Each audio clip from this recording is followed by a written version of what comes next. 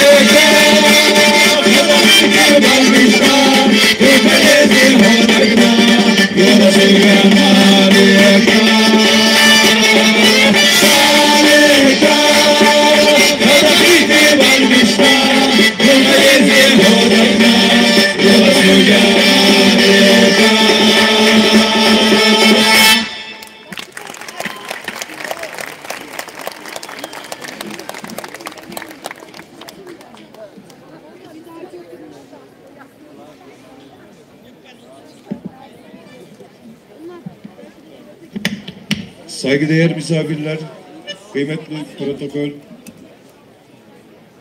bizler Çeçen İnguş şarkılarını seslendiren Voynak grubu olarak aranızdayız. 9. Uluslararası Uzun Yayla Festivali'ne katılmış olmaktan büyük gurur duyuyoruz. Organizede emeği geçen bütün arkadaşlarımıza, dostlarımıza candan teşekkür ediyoruz.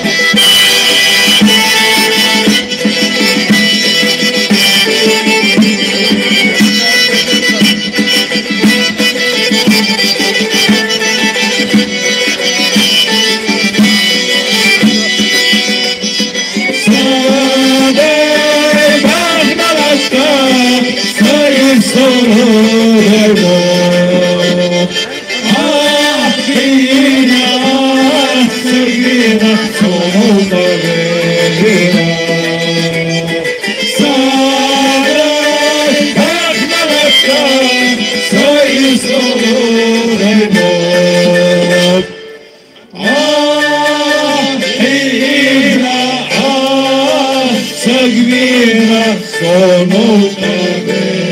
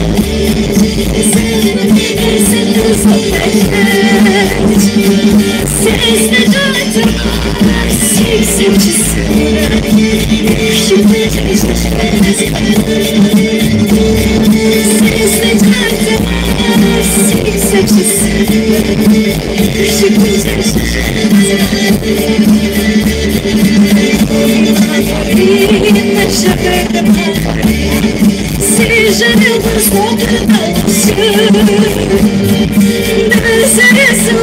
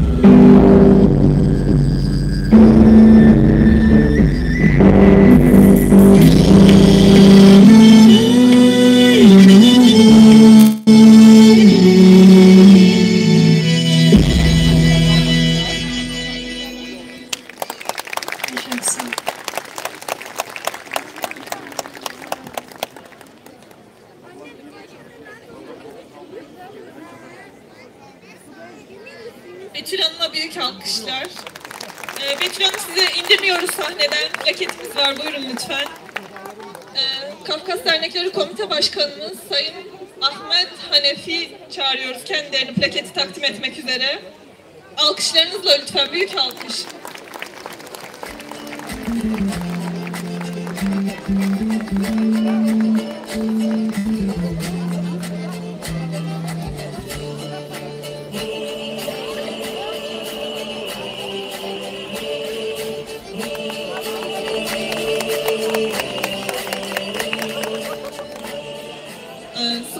was sorduk. Nige aleyhsen ezgeciniz. Ama bir pedette 2 duyurumuz daha var. Bunlardan biri bir miktar para bulunmuştur. Lütfen sahibi sahnenin sağ tarafında bize ulaşsın. Bir adet de telefonumuz var. Tekrar kayıp çantamızda. Lütfen bulanlar ya da sahibi olanlar yan tarafa geçsinler. Şimdi biliyorsunuz hepiniz Ali İhsan Varol'un bir yarışma programı var, Kelime Oyunu adı altında. Bunu sergileyecekler size. Şimdi tekrar karşınızda Ali İhsan Varol. Alkışlarınızla lütfen. Şimdi kusura bakmayın, böyle bir vicdansızlık yok. Organizasyona ne yazık ki buradan sistemlerimi iletmek istiyorum. Böyle kuğu gibi bir hanımefendinin ardından beni çıkartmak ne demek? Şimdi ben bu seyirciyi nasıl yakalayayım? Bu iki güzel hanıma da alkış rica ediyorum. Çok teşekkür ederim. Eksik olmayın. Efendim, yarışmacılarımızın listesi sizde midir? Yarışmacılarımız sağ tarafta olacak. Lütfen sağ taraftaki yarışmacılarımızı sahneye alalım direkt.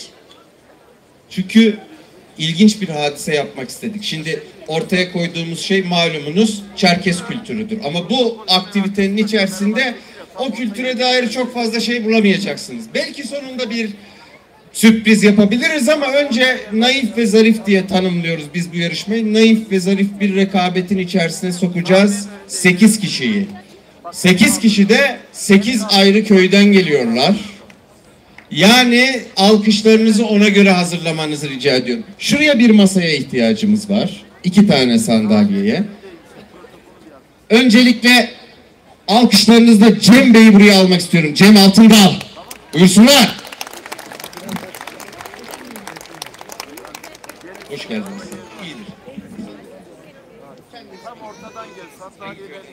Ben Camotay köyünden Cem Altındal. Yok mu sizin köyden kimse? Alkış niye bu kadar az? Güveniyor musunuz kendinize? Hiç güvenmiyorum aslında. Şöyle biraz istirahat ediniz. Diğer yarışmacılarımızı da alalım. Tamam. Onur Bey, Onur Bersan Aksoy. Alkışlarla kendisini buraya alalım. Onur Bey'le tanışıyoruz. Onur Bey'le Göksu'nda tanışmıştık efendim. Kendisi aynı zamanda müzisyendir değil mi? Hangi köyden? Mekene'yi.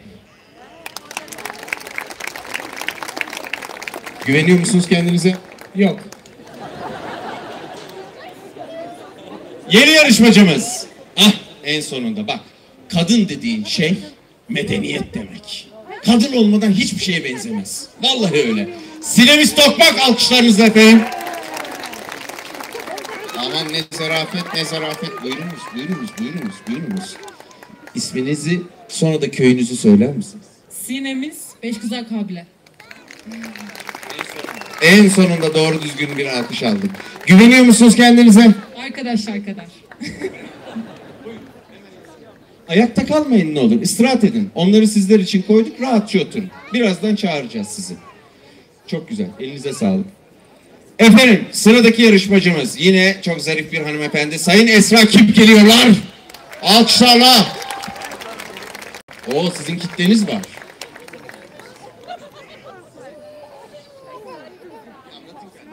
Esra Akif. Dikili taşlıyım. Acaba bir dakika nereye kaçıyorsun? Acaba en çok alkışı sizin almanızın sebebi nedir? Bilmem. Ne demek bilmem. İlla ki en çok alkışı hanımefendinin almasının sebebi nedir? Dikilili. Maşallah. Şimdi sıradaki yarışmacımız 4 kişi geldi, 4 kişi daha gelecek. Sayın Hakan Polat alkışlarla. Buyurun. Atık Hakan Dikilitaş. Siz duble yarışıyorsunuz. Dur bakayım, dur bakayım. Zaten beyefendi grubun içerisinde en çok yorulanlardan biri. Fakat bu yorgunluğa rağmen bu medeni cesareti gösterdiği için kendisine daha kuvvetli bir alkış vermenizi rica ederim. Çok teşekkür ederim. Sizleri mahcup etmeyeceğim. Buyurun. Rahat ediniz.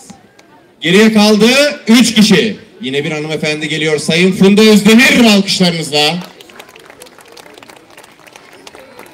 Merhabalar efendim. Funda Jamirze.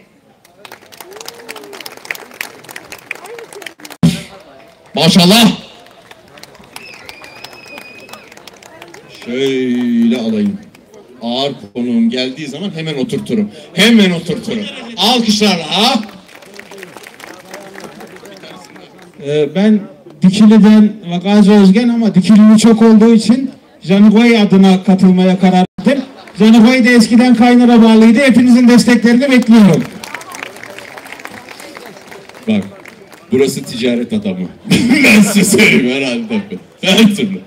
Efendim, son yarışmacımız Sayın Aytek Midoğlu. Alkışlarla. Oo. Siz selebriti misiniz? Üstadım maşallah. Buyurun. Buyurun.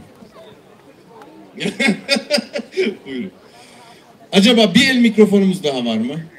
Rica etsek. Teşekkür ederim. Şu yerde dursun. Seyrettiniz mi hiç yarışmayı? Kelime oyununu. Çok güzel. Kelime oyununda biliyorsunuz bireysel performans ön plandadır. Burada öyle olmayacak. Burada karşı karşıya yarışacaksınız. Şuradan soruları okuyabilirsiniz. Yan taraftaki soruları da zaten seyircilerimiz görecekler. İstediğiniz kadar harf alabilirsiniz. Aynı soruya cevap vermeye çalışacaksınız. Nasıl cevap vereceksiniz? Şuna basarak. Fakat rica edeceğim bir şey var. Bu tehlikeli bir hadisedir. Benjamin'i getiremedik, bunu getirdik. Bünyamin diyelim. Tamam mı? Daha öncesinde de bir tıp konferansında bu oyunu oynadım. Doktor dersin, medeni insan dersin. Bir profesör, bir doçent karşılıklı yarışıyorlardı. Profesör doçentin elini deldi. Fazla hırslanmayalım. Tamam. Aramızda doktor çoktur ama yani eğlenmeye gelmişler, sıkıntı yaratmayalım. Son kural, kervan yolda düzülür. Onun dışında başka bir şey söylemeyeceğim. 5 yapan kazanır. Puan falan yok. 5 doğru cevabı veren kazanır. Yani 5-0'da bitebilir, 5-4'te bitebilir. O sizin performansınıza bağlı. Hazır mısınız? Daima. Hazır mısınız? Ben hazır doğmuşum zaten. Bir alkış alalım. Buyurun. Ben arkadaşıma çok şans tanımıyorum çünkü oturarak yarışılacağı için biz abazalar genelde oturarak her şeyi yaptığımız için yine de başarılar diliyorum. Cevap hakkı doğdu. Ya ben konuşarak vakit kaybetmek istemiyorum. Sorulara geçelim. Pistte konuşacak. O zaman ilk soru geliyor. Hazır olunuz. Mantık aranmadan cevaplanacak sorular bunlar. Malum Türkçe sorular. İstediğiniz kadar harf alabilirsiniz. İlk sorunuzda şöyle bir soru. Oradan izleyeceksiniz. Gönderin gelsin. Tavşanın sayısal değeri. 69. 69 başka bir şey. Sen onu karıştırdın. 62. 62. Şimdi bu güzelim ortamın nezih yapısını bozmak istemiyorum. İndiğimizde bir matematik çalışalım seninle. Tamam. 100'den 69'u çıkart, bak bakayım kaç kalıyor. Gelsin yeni soru. Korkunun sayısal değeri. Hop. 3,5. İşte bu kadar. Kocaman alkışlar bu tarafa, 1-1 yaptılar. Hızlanalım biraz. Yeni soru gelsin. Saplı şeker. Ne ola ki? Ne ola ki? Bir harf alalım. Bir tane daha alalım. L ile başlıyor, P ile bitiyor. Nasıl bastı? Lollipop. Lollipop 2-1 yapar durumu. Haydi hızlanalım. Hiç beklemeyelim. Yeni soru gelsin. Blöf mermisi. Askerliği yaptınız. Hop. İşte o kadar, 3-1 yapıyor. Dikkat. Gelsin yeni soru. Merhumun üniforması. Hop. Burası bastı. Kenef. Kenef mi? Bir dakika. Seninle ilgili bir şey anlatmayacağım. Güzel kardeşim, seninle ilgili. Tamam, başka bir şey anlatacağım ben. 2 hafta önce bir yarışmacım geldi. Şeyi sordum, pandayı. Zamanında literatüre panda, bizim memleketimizde öyle hayvan olmadığı için bambu ayısı diye girmiş. Ben de öyle sordum, bambu ayısı diye sordum. A'yı aldı, N'yi aldı, D'yi aldı, A'yı aldı, bir tek P kaldı. Baktı dedi ki basıp manda. Ben yanlış aradım. Mandayı da ben yanlış aradım. Tamam. Veriyor muyuz puanı? Evet. O zaman alkışla duyalım. 3-2 oldu durum. Kefen. Gelsin yeni soru. Gözü yaşlı rüzgar. Bak buranınki de meşhur. Biz buna gözü yaşlı rüzgar deriz İstanbul'da çünkü İstanbul'a yağmur getirir. Buraya da getirir mi? Helal. Alalım bir harf. Basan cevap verir. Gelsin bir tane daha. Basan cevap verir. Lodos. Kesinlikle doğru cevap. Beraberliği yakaladılar. O kadar kolay değil diyor. Yenisini görelim. Yeni soru. Eş durumundan edinilen harici erkek kardeş. Burası bastı. Bacanak. Bacanak değil o. Bacanak değilsin değil. Harf alalım. Hop. K harfi. Kayınço. Kayınço 4-3 yapıyor. 3-1'den aldık. 4-3 öne geçti. Haberiniz olsun. 5 yapan kazanıyor bu arada. Bir soru mu soracağım, 2 soru mu soracağım? Onu göreceğiz şimdi. Gelsin. Kız tarafının evlilik müessesesine katılım sermayesi. Buna dikkat. Çok zor soru bu. Bak bu soruyu sordum, daha önce baldız diyen çıktı. Az daha kanalı kapatıyorduk. Bir harf alalım. Bir tane daha. Bir tane daha. Basan cevap verecek. Eli oraya koymayalım. Bir tane daha. Hadi artık. Siz. Vallahi bildi. Bir dakika. Şöyle bir havaya alayım. Ayağa alayım. Efendim. Beyefendi yenilmiş olabilir. Ama asla ezilmedi. Bence çok kuvvetli bir alkışı da hak etti. Kendisini alkışlarla uğurluyoruz. Çeyrek finaldeyiz. Sizi şöyle biraz istirahat ettireyim efendim. Hanımefendi gelmezler mi? Buyursunlar. Alkışlarla lütfen. Medeni cesarete bir alkış. Beyefendi gelmezler mi? Buyursunlar. Şöyle vereyim. Varsın. Hadiseyi anladınız. 5 yapan kazanıyor. Sorular mantık aranmadan cevaplanacak tipte sorular. Buradaki şalteri kapatacağız. Buradakini açacağız. İstediğiniz kadar harf alabilirsiniz. Harf alırken buna basmak zorunda değilsiniz. Tek istediğim şey 62'ye 69 denmesi. Kefene kenef denmesi. Tamam mı? Evet, güzide bir şekilde ilerleyelim. Hazırsak başlıyoruz. Onu aldım elinizden. Basan cevap verecek. Bu da ilk sorumuz. Karakterize edilmiş mercimek çorbası. Hop. Ezogelin. Öyle midir? Kesinlikle öyledir. Pratik zekalı. Gelsin yeni soru. Şiddet eylemlerinde de kullanılan bir tür ayak yiyeceği. Güdümlü anne füzesi. Nedir? Terlik. Bak yiyen bilir, görüyor musun? Benimki de orada. Görüyor musun? Öyle mi? Falsolu. Falsolu atıyordu annem. Keskin nişan. Var canım, bizimki kaynardan fırlatır, Hayriye'yi vurur. Öyle böyle değil. Durum 1-1. Gelsin yeni soru. Vicdansız banker. Kim ola ki? Vicdansız banker. Bir harf alalım. Bir tane daha mı? Hadi bir tane daha. Kim basacak? Bir tane daha. Yok. Tefeci. Vallahi biliyor. 2-1 yaptı durumu, alkış az veriyorsunuz. Bak Hakan Bey. Diyor ki 4-4'e kadar beraber gidelim, sonra ben bırakırım zaten size. Durumu zehir gibi bir hanımefendi olumlu anlamda. Gelsin yeni soru. Bunu bilirsin. Zampara sığınağı bilirsin. Fransızca kökenli. Bu soruyu sorduğum zaman erkekler genellikle böyle kendilerini geriye çekerler. Zampara sığınağı mı? O neymiş ya filan diye. Anladım. Bir harf alalım. Nedir? Bir yorum geldi.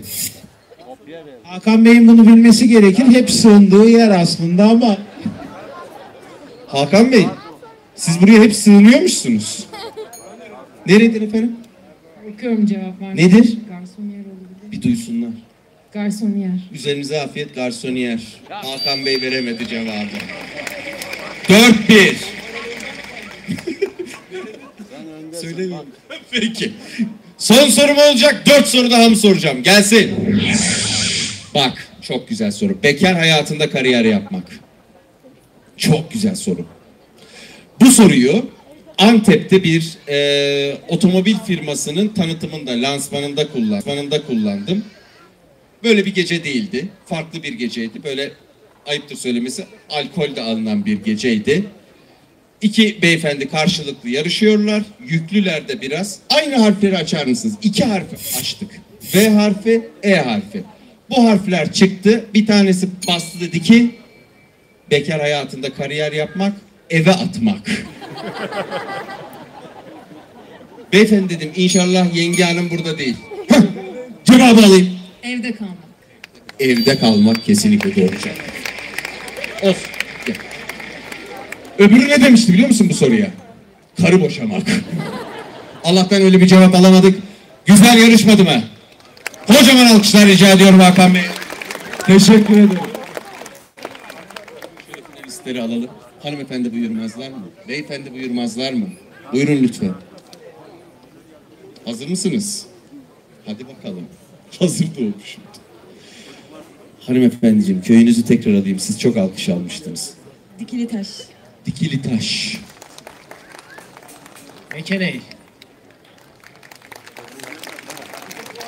Bir tek bu hanımefendim var köyde. Bekeledim. Sizden başka kimse alkışlamadı çünkü.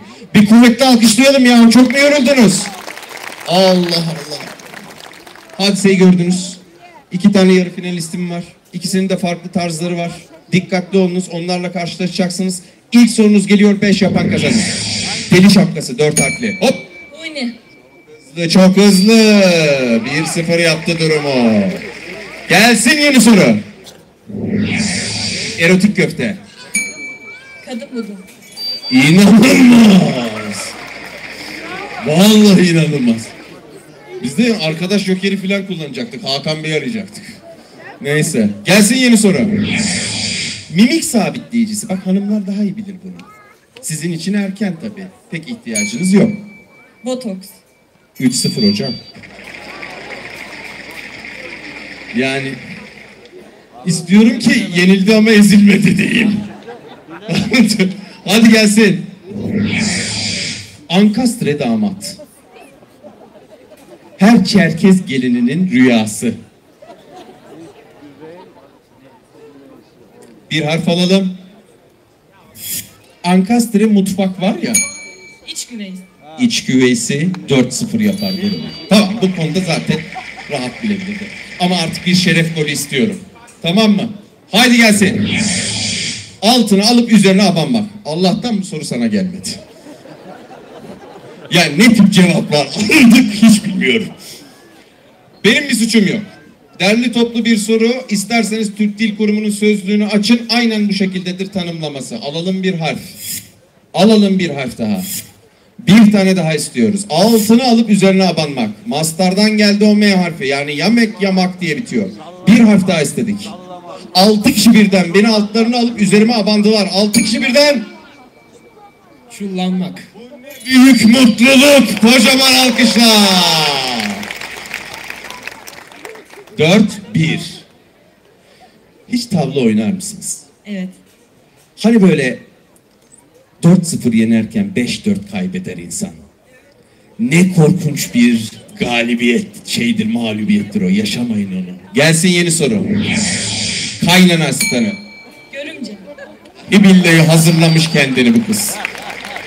Şimdiden hazırlamış. Gel hocam. Senin hiçbir suçun yok. Sorular hep uygun yerlerden geldi. Bu yakışıklılığa, bu karizmaya bir alkış rica ediyorum. Buyurun. Hanımefendi buyursunlar. Beyefendi buyursunlar. Son finalistimizi belirleyeceğiz. Hoş geldiniz. Merhabalar. Kendime güvenmiyorum demiştiniz, beni çok ürkütmüştünüz. Hadiseyi gördünüz. Şimdiki fikriniz nedir? Fikriniz nedir? Hala biraz böyle ya, karışık. Gidiyor geliyor. Aynen. Hanımefendinin fikri ne acaba? Centilmen bir beyle yarışacağım için çok mutluyum. Ha ben uğraşmayayım, o bana kazandırsın. Göreceğiz bakalım neler olacak. Hazırsanız ilk soruyla başlıyoruz. Haydi gelsin. Dünya evinin gala gecesi. Düğün? Kına gecesi değil. Gala gecesi. Halay mı? Balayı. Randıman alamazsın. Balayı olur. Balayı. Şimdi balayı bir gece değildir. Balayı bir gece değildir. O zaman harf. Harf alalım. Harf alalım. Bir tane daha alalım. Nedir? Gerdek. 1-0. Alkışı duyalım. Alkışı eksik bırakmayınız. Gelsin yeni soru. Yeni sorumuz. Zor mu hazırlıyorsunuz? Zor hazırlıyorum. Kız evini ziyaret eden keşif timine. Görücü. Vallahi bravo. Ama bir dakika, bu işte bir iş var. Siz hanımların rahat cevaplayabileceği sorular soruyorsunuz. Gelsin yeni soru. Yargısız infaz. İnsaf. Bravo. Zor soruymuş. Harf alalım. Ne bileyim. Olabilir mi? Merhamet. Hocam çok becerikli kızlarımız. Yapılabilecek. Tamamen centilmenlik. Yani. Öyle mi? Öyle. Valla bu soruları ben yazdım. Ben yarışsam benden iyi bilirlerdi gibi geliyor. Açıkça söyleyeyim. 3-0 durum, gelsin yeni soru. Ahiretteki ceza infaz memuru. Hadi bakalım. Ne? Şeytan. Şeytan mekanı sahibi. Ne? Kim? Cebrail. Cebrail mi? Uydurma. Buyurun. Ne? Zebani. Zebani olabilir mi? Kesinlikle doğru cevap. Yakaladınız. Ritmi yakaladınız. Siz burayı şimdi görün. Gelsin yeni soru. Geleneksel yatırım alanımız. Dolar 6'yı geçtikten sonra zor da. Buyurun. Gayrimenkul olabilir. Hayır, o kadar geleneksel değil. Sizin ne kadar zengin bir aileniz var ya. Geleneksel yatırım alanınız. Alalım harf. 2 kelimeden oluşuyor. Altın günü. Yatırım alanımız. Hemşerim. Kuru mu? Bak bir harf daha geldi. Y harfiyle başlıyormuş. Ben duydum, Allah'tan onlar duymadı. Bir harf daha. Duydun mu üstadım? Yok. Şimdi bir saniye durdu. Kabul edelim mi etmeyelim mi? Edelim o zaman. 3-2 oldu durum. Gelsin yeni soru. Turfanda oylama. 2 kelime. Biliriz yahu, bunu en çok yaşadığımız şey. Bu ülkede en çok yaşadığımız şey. Alalım bir harf. 2 kelime ya, ondan siz ürküyorsunuz. Arada boşluk yok, 2 kelimeden oluşuyor. O S harfi de çok güzel yerden geldi. Erken seçim. 4-2 yapıyor hemşerim durumu. Bir soru soracak mıyım yoksa 3 soru soracak mıyım? Göreceğiz. Evliliklerin rodaj dönemi. Evli misiniz? Yok değil. Siz evli misiniz? Değilim. Rodajı biliyor musunuz? Hayır. Ben de bilmiyorum. Hocam rodaj artık biraz geride kaldı. Teknoloji ilerledi. Rodaj ne demek? Motoru alıştırma. Nedir? Evet. Bir harf alalım. Bir harf daha alalım. 2 tane C var. Bak. Nedir? Burası bastı hemşerim. Sonra derler ki adam kayırıyor. Tamam, bunu saymıyorum. Tamam saymıyorum. Haksızlık olur. Say. Beyefendi bastı ama cevap burası verdi. Olsun. Sayalım mı saymayalım mı? Sayalım, sayalım. Alkışlayalım efendim, saymıyoruz bunu. Gelsin yeni soru. Hamamlardaki hararet merkezi çok kolay bu. Gerçekten çok kolay, 2 kelime. Buhar odası. Hayır. Göbektaş. Basın. Göbektaş. Göbektaşı kesinlikle doğru. Allah doğrunun yardımcısıdır. Beraberliği mi yakalayacağız? Görelim. Nesli tükenmekte olan seyyar manifaturacı. Eskiden malum... Tuhafiye. Hayır. Tuhafiyeci halen var. Seyyar diyor ayrıca. Tuhafiyeci seyyar değildir ki. Eskiden eve giren... Bohçacı. Üstadım sen nasıl açıldın öyle?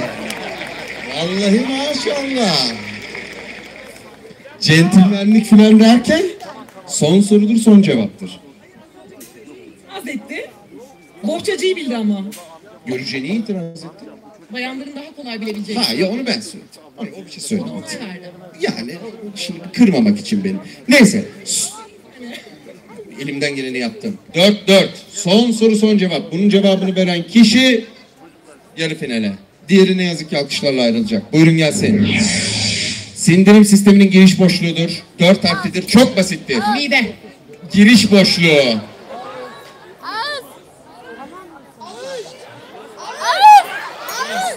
Ağız. Ah be hemşerim.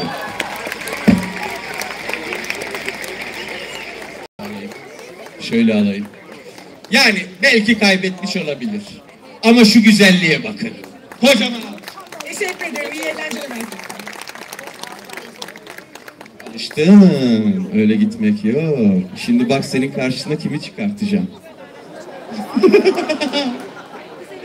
Buyurun, buyurun efendim. Hanımefendiler birbirleriyle yarışsınlar. Ki biz de finalde de bir hanım görelim. Kendi aranızda kapışacaksınız. Ve şimdi 2 tane sürprizim vardı bu yarışmayla ilgili. Onları anlatmak istiyorum. Bu yarışmanın kazananı kelime oyununa katılma hakkı kazanacak. Kendim böyle bir ödül getirdim size. Artı bir diğer sürprizim daha var. Söylediler mi söylemediler mi bilmiyorum ama finaldeki sorularınızın cevapları Çerkezcedir. Hazır mısınız? Hadi gelsin ilk soru. Kötü şakalara alet edilen yaşam kalitesini düşüren bir rahatsızlıktır. Harf alalım. Bir hastalığın adı. Bir harf daha alalım. Ben sana alıştım artık. Harf istediğin zaman basıyorsun sen. Bir harf daha. Cevap vereceksiniz, basabilirsiniz. Bir tane daha. Nasıl bir hastalık? Hamarat mı? Bir tane daha. Hamarat diye hastalık yok.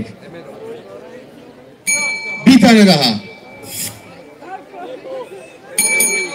Bu zamana kadar tedavi edilirdi o. Hemoroid. Kesinlikle doğru. Seninle buralarda gezelim hocam. Hemoroid, kenef. Onlar bizde. Aynen. D ile bitiyor diye o T ile. Gelsin yeni soru. Müzikal bellek birikimi Fransızca kökenli bir kelime harf mi istediniz? Harf istediler. Bir tane daha. Bir tane daha. Hoppa! repertuar. Duymadım. Helal olsun. 2-0 yaptığınız durumu. Oradaki grup müthiş ama biraz daha o ne sıtma görmemiş sesle ya. Oradan bağırıyorsun, mikrofondan kuvvetli sesin geliyor. Daha yavaş. Haydi gelsin yeni soru. Öpücük çukuru. Hocam bunu sen bilirsin. Sen de romantik bir tip var. Gamze. Asıl romantiğin kim olduğu ortaya çıktı. Kocaman alkışlar rica ediyorum. Durum 3-0. Gelsin yeni soru. Topuk kaydırıcı gayet basit. Harf istediler. Bir tane harf istedik. Hop. Harf alayım. Bir tane daha. Hocam. Harf alayım. Bir harf daha. Nedir? Basın cevap varsa. Çekecek. Yahu ezdiriyorsun kendini bak. Biliyordun cevabı. Biliyordun, niye basmadın? Seni tahakküm kuruyor üzerinde. Hadi gelsin. En riskli kumar türü. Aşk oyunu. Doğru. Dediğin doğru ama bu daha beter. Rulet. Ne ruleti? Rus ruleti. Vallahi kusura bakma. Yahu müthiş bir insan. Çok kibar bir insan. 5-0 mı?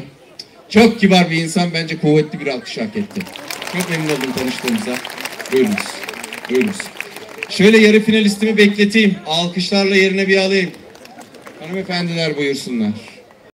Yüzlük kuyruğuna geldik. Çok az kaldı. Tanışıyor musunuz? Yok hayır. Peki hanımefendinin nasıl yarıştığını fark ettiniz? Çok korkutucu. Müthiş yarışıyorlar. Kazananı gibi görüyordur kendisini artık, değil mi? Şimdiye kadar Yok. benden hızlı kazanan olmadı diye. Beyefendinin tarzını nasıl biliyorsunuz? Harika. Yırtıcı. Değil mi? Birazdan bu karşılaşmanın kazananı kendisiyle karşı karşıya gelecek. Hazırlığınızı o yönde yapınız. Sorularda bir değişiklik yok. 5 yapan kazanır. Hazır mısınız? Evet. Hazır mısınız? Hadi gelsin ilk soru. Tütün pipeti. Ne olabilir? Bir harf alalım. Bir harf daha lütfen. Bir tane daha istiyoruz. Hadi. Ağızlık. 1-0. Alkış nerede? Haydi gelsin yeni soru. Şekeri çaya haricen katma yöntemi. Hop. Kıtlama. Itlama kesinlikle doğru cevap. 1-1 yaptılar. Gelsin yeni soru. Sofistike koca karı. Kokona. Yahu vallahi tebrik ederim. Vallahi tebrik ederim. Gelsin yeni soru. Demliğe yasa dışı yollarla giren bir üründür. Hop. Kaçak çay. Müthiş. Çok zeki hanımefendiler. Bakın bu soruları çokça soruyorum ben. Çok harf alınır. Bu kadar harf almadan net yarışan çok görmedim yani. Bence alkışınızı hak ediyorlar yani. Onu demek istiyorum. Gelsin yenisi. Dünya evinin bağdaştırıcı halkasıdır. Hop. Aa değil. Paralel. Alyans. Allianz'dır o. Allianz'dır o. 3-2 yaptılar. Durumu daha hiçbir şey bitmedi. Şu ana kadar geçirdiğimiz en çekişmeli yarışma. Haydi gelsin. Şoför feryadı. Korna. Bravo. Son soru mu yoksa bu? Gelsin. Maço sığır. Öküz zavallımın pek maçoluğu kalmamıştır. Onun ne maçoluğu olacak? Harf alalım. Boğa. Yani boğadır o. 4-3 oldu durum. Yenisi gelsin. Sınıf başkanlarının kara tahtaya yazdıkları, kara listeye attıkları başlık. Kim bastı? Burası bastı. Konuşan. Konuşanlar 5-3 yaptı durumu. Ama bu şahane hanımefendi çok ciddi alkışlar hak etti. Gerçekten müthiş yarıştılar. O kadarını söylemek isterim. Teşekkür ederim. Beyefendi. Finaldir efendim. Bu karşılaşmanın kazananı aynı zamanda bu güzide topluluğun ki zannediyorum ki artık rakamımız 35.000. 35.000 ayrı yürek var ve aynı ritimle çarpıyor.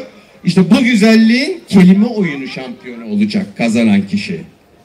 Hazır mısınız bu unvanı taşımaya? Hazır olduğumu daha önceyle söylemiştim. Hazır doğdum demiştiniz. Efendiciğim. Olabildiği kadar. Ay, çok mütevazı. Tamam. Bundan sonraki soruları biliyorsunuz efendim. Bundan sonraki soruları hep birlikte hazırladık. Çerkezce cevapları var.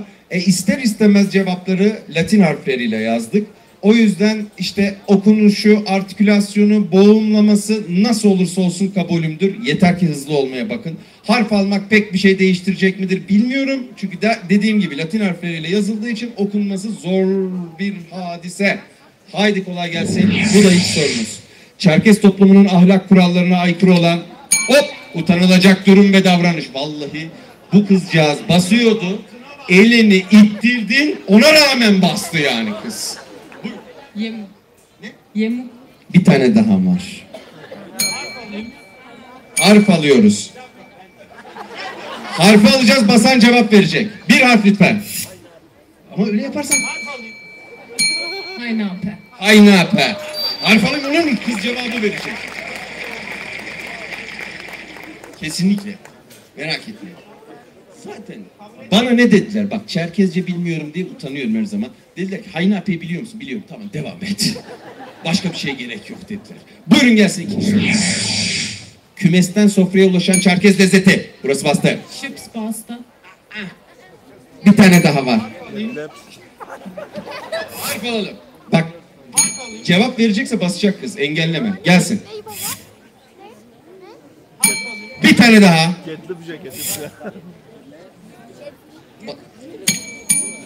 Gedlubje. Sen yaptın bunu. Kusura bakma. Basmadan söylüyorsun. Aldı puanı. Ama o tarafa bakma. Yapıştır. Böyle kapatıyor elini. Sok altına. Oradan bas. Hayatta öyle bir şey yok. Durum 1-1. Gelsin. Gelinlik anlamında kullanılan Adigece kökenli sözcük. Burası bastı. Adige faşe. Faşa değil o. Nisa faşe. Nisa faşa kesinlikle doğru cevap. 2-1 durum. Şimdi bu konuyla ilgili fikrinizi almak isterim. Hakikaten yani burada 35.000 kişiyiz maşallah. Siz de lütfen mikrofon bize daha yakın olduğu için fikrinizi söyleyiniz.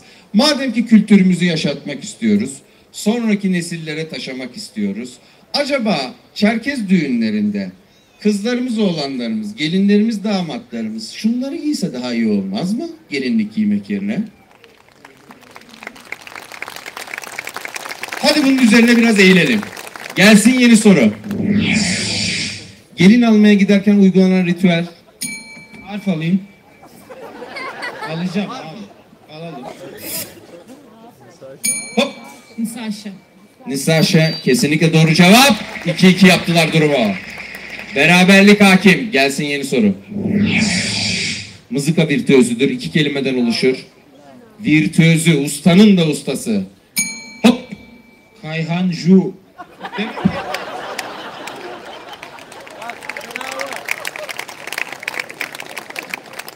Dediğin doğru ama bir harf alalım. Bu daha genelleme. Bir harf daha. Hadi bir tane daha. İşte orası. Hah. Şınavazı. Şınavaze 3-2 yapar durumu. Tebrik ediyorum kardeşim. Haydi gelsin yeni soru. Çok iyi gidiyorlar. Aşktan da yüce. Sağhunuğa. Vallahi biliyor. Bu çocuk romantik çocuk. Bak bunu net bir şekilde anladık. Durum 4-2. Bir sorumu soracağım, 3 sorumu soracağım. Gelsin. Kafkasyalı karbonhidrat bombası. Sen bak. Harf alalım. Basan cevabı verir. Hop. Harfi alalım, basan cevabı verir. Maramısı. Maramısa kesinlikle doğru cevap.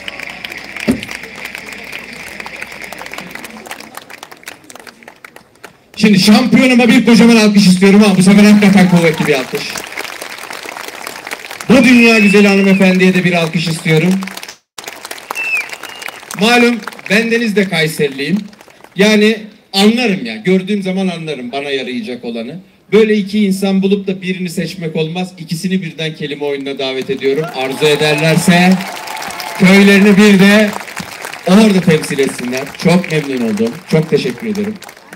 Kardeşim çok memnun oldum.